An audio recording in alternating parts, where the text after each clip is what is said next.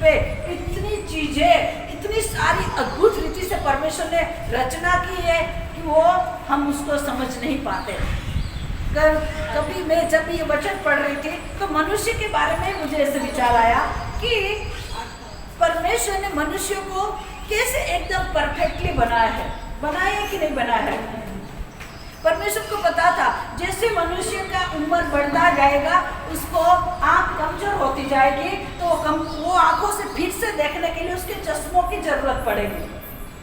जब मैं एक इंसान चश्मा पहना था तो वो बातें मेरे को ऐसे समझ में आई, अगर परमेश्वर यहाँ कान ही नहीं रखता तो चश्मा कैसे पहन पाते।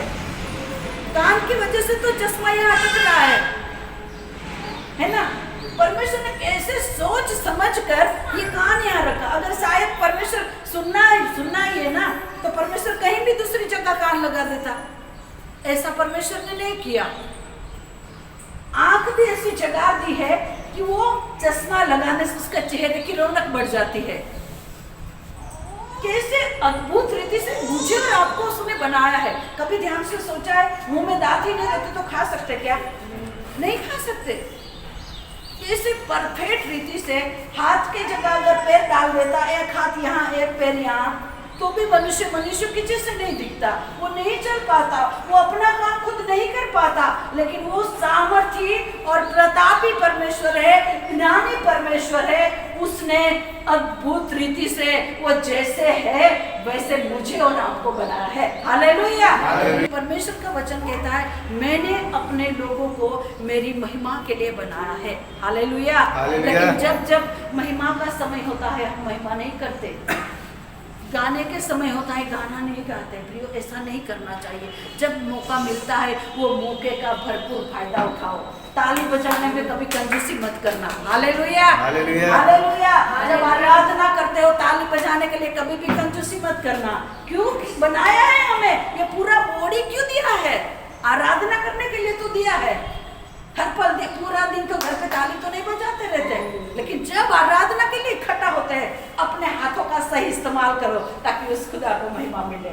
Hallelujah, hallelujah. अपने मुंह का सही इस्तेमाल करो क्योंकि हम महिमा के लिए उसको आदर देने के लिए इकट्ठा होते हैं। जिससे कोई राजनेता जब हमारे बीच में आता है तो हम क्या करते हैं? खड़े होकर उसको आदर देते हैं। सर कैसे हो, नमस्ते बोलते हैं।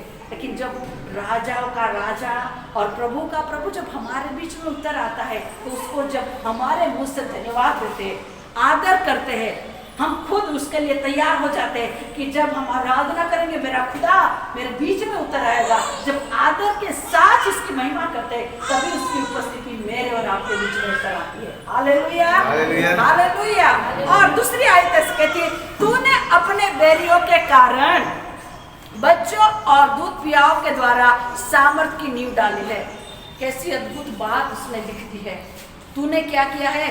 तूने अपने बैरियों के कारण, प्रभु अपने दुष्टों के कारण क्या करता है? दुष्ट लोग ऐसे करते हैं कि लोग उसकी आराधना ना करें, इसलिए परमेश्वर क्या कहता है? छोटे बच्चों के द्वारा और कहा है दूध पीते बच्चों के द्वारा भी वो क्या करता है? सामर्थ की नींव डाल सकता है। कि शैतान क्या करता है? आराधना करने वाले लोगों के मुंह बंद करने के लिए पीछे पड़ा रहता है। आराधना के लिए इकट्ठा होते हैं ना, उसको गीत गाने का मन नहीं होगा, ताली बजाने का मन नहीं होगा, वो परमेश्वर को धन्यवाद दो तो वो धन्यवाद भी नहीं देगा। तो परमेश्वर कहता है वो शत्रु क्या करता है? ऐसे जाल बिछा के आराधना करने वाले लोगों के मुंह बंद कर सकता है। लेकिन शैतान ये नहीं जानता कि प्रभु बच्चों को भी और दूध पीते बच्चों के द्वारा भी उसकी महिमा करवा सकता है। हालेलुया। एक बार ऐसे हुआ, पास्टर साहब जब एक जगह में प्रार्थना के लिए गया, उस दिन मैं नहीं गई थी, शाम का हमारे गाँव का बात है। सब लोग ऐसे आराधना कर रहे थे, तभी ऐसे दुष्ट लोग उधर आके बैठे।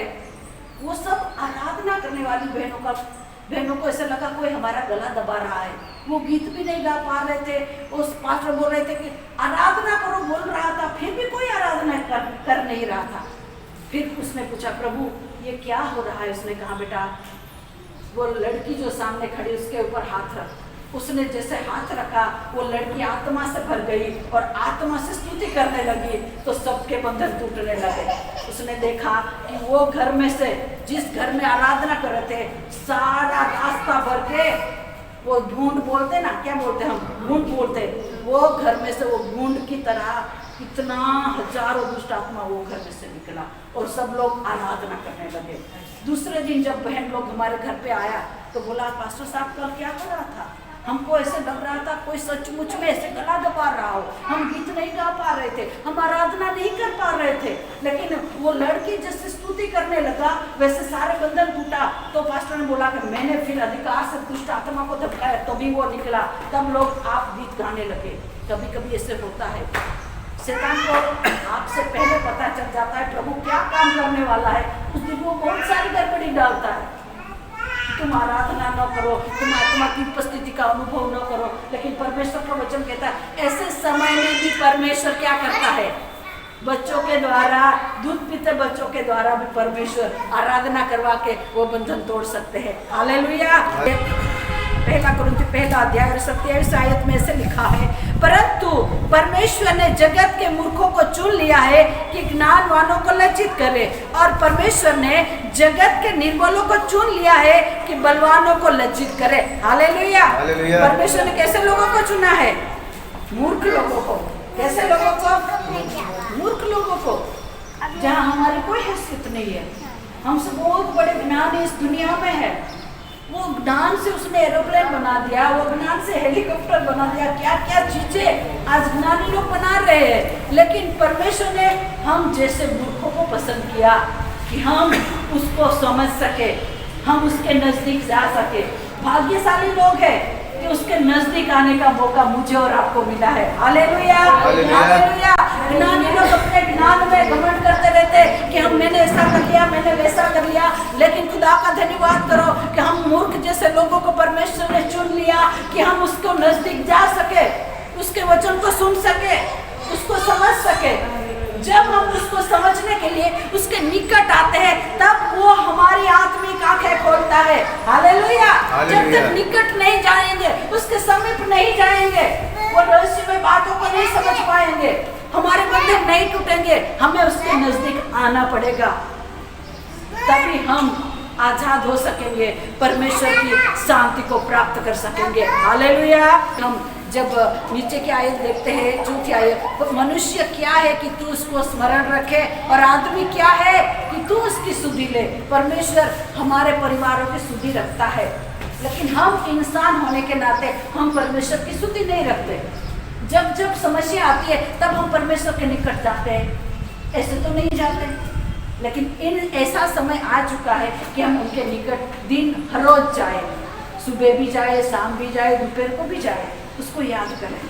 Hallelujah, hallelujah. तो जब हम उनको पुकारते हैं ना, वो हमारे बीच में आता है, हमारी मुलाकात लेता है, हमारी प्रार्थनाओं को सुनता है। लेकिन जब हम इस दुनिया में खो जाते हैं, जब आदम और हवा ने पाप किया, परमेश्वर ने बोला आदम आदम तू कहाँ है, और मुझे पता चल गया कि मैं नंगा हो गया हूँ, इसलिए मैं झाड़ी में छुप गया हूँ। परमेश्वर ने उसको कहा, किसने कहा कि तू नंगा है?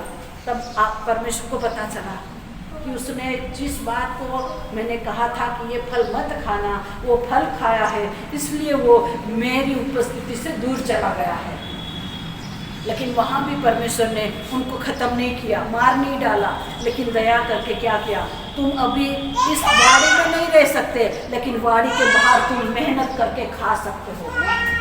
जब हम परमेश्वर की योजना को नहीं समझते, प्रभु से दूर हो जाते हैं, तो उसका घेराव में से उसने जो सुरक्षित घेरा मेरे और आपके लिए बना के रखा है, वो घेरे में से जब हम बाहर हो जाते हैं तब हमें बहुत सारे दुख, बहुत सारे कष्ट को उठाना पड़ता है।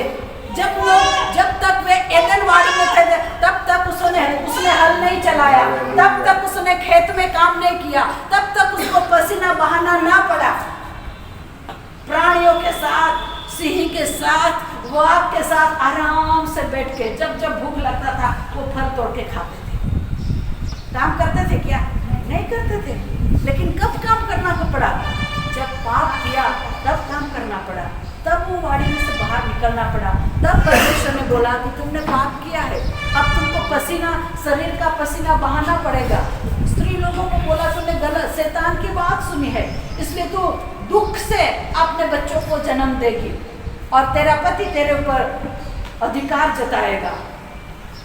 पहले से नहीं था, लेकिन जब पाप आया तो वो सारी बातें मनुष्य के जीवन में आई। लेकिन प्रिय मैं बताना चाहती हूँ, जब हम परमेश्वर के निकट आते हैं ना, तो वो सारी बातों से परमेश्वर आजाद करता है। हालेलुया, हालेलुया, परमेश्वर छुड़ाता है। और दूसरी बात ये कही है कि परमेश्वर ने क्या किया, 6ठी आयत, तूने उसे अपने हाथों के कार्य पर प्रभुता दी है।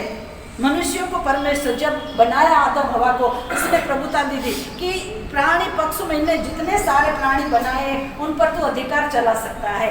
हालेलुया, और तो अधिकार उसने दिया है। लेकिन आज परमेश्वर ने हमें कहा है कि जब तुम विश्वास करोगे तो तुम सामर्थ पाओगे।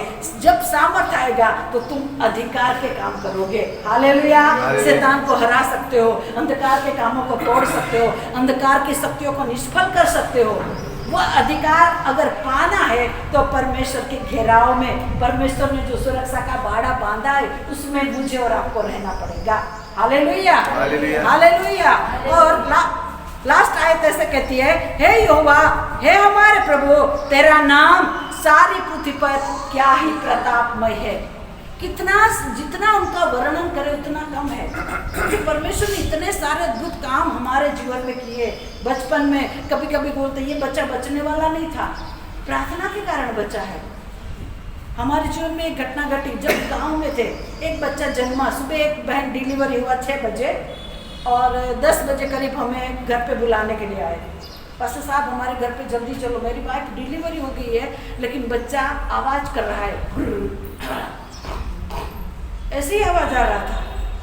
हम गए, देखा तो मैं पहले जाके बच्चे को उठाया तो मुझे लगा, मैं बोला ये कितने महीने के बाद डिलीवरी होगा, ये तो बहुत छोटा है। उसने बोला कि 7वां महीना तो खत्म हो गया, ये 8वां चल रहा था और ये डिलीवरी हो गया। मैं बोला ये तो बच्चा है, उसको तो हॉस्पिटल लेके जाना पड़ेगा, कांच में रखना पड़ेगा, तभी वो एक पक्का होगा। लेकिन तो ऐसे तो ठीक है, चलो पास्टर साहब ने बोला कि आप लोग तैयार हो जाओ, उसको हॉस्पिटल लेके जाना पड़ेगा। जब वो तैयार हो रहे थे वो टाइम में बच्चा मर गया। सब लोग रोने लगे, उसके मम्मी पापा और नाना को पता चला कि बच्चा मर गया, तो वो आके बोला अरे बच्चा मर गया ना, तो वो तो दूसरा भी हो जाएगा। लेकिन पास्टर ने उनको बोला अंकल तुम घर से बाहर निकल जाओ, ये बात किसी को मत बोलना। मैं प्रार्थना करता हूँ, प्रभु ने दिखाया कि बच्चा खेल रहा है। हालेलुया, और वापिस 6-7 जन हम घुटने पे एक रूम को बंद किया। वो बच्चों को, एक आंटी जो मेरे बाजू में था, हमारा घर पे जो प्रेयर के लिए आता था, वो आंटी के हाथ में वो बच्चे को दिया और सब घुटने पे आ गए। घुटने पे आके प्रार्थना करने लगे। पास्टर ने कहा प्रभु तूने मुझे दिखाया ये बच्चा खेल रहा है, तो वो कैसे इस दुनिया को छोड़ के जा सकता है, तो उनको जीवन दान दे, तो उनको जीवन दान दे।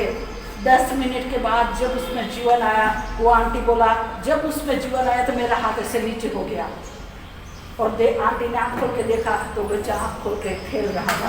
Hallelujah, hallelujah. और वो आज बच्चा मेरे ख्याल से 15 या 16 साल का बच्चा है।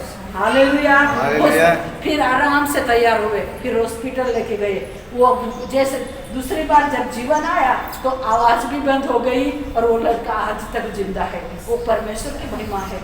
प्रभु से क्या नहीं हो सकता है, परमेश्वर सब कुछ कर सकता है। लेकिन हम अपने विश्वास में कैसे हैं, हम प्रभु के पास कैसे विश्वास लेके आते हैं, वो मेन बात है। हालेलुया। जब हम विश्वास से उसके पास आते हैं, वो हमारी मुलाकात भी लेगा, हमारी समस्याओं में से भी छुड़ाएगा, हमें आजाद भी करेगा। Hallelujah, hallelujah. आज के वचन के जरिए परमेश्वर मुझे और आप सबका आशीष दे, और उसके वचन में चलने के लिए, उसके वचन में बने रहने के लिए हमें उसके नज़दीक जाना जरूरी है। जब नज़दीक जाएंगे तब हम उसकी आत्मा की उपस्थिति का अनुभव भी कर सकते हैं। आमीन। प्रभु सहायता।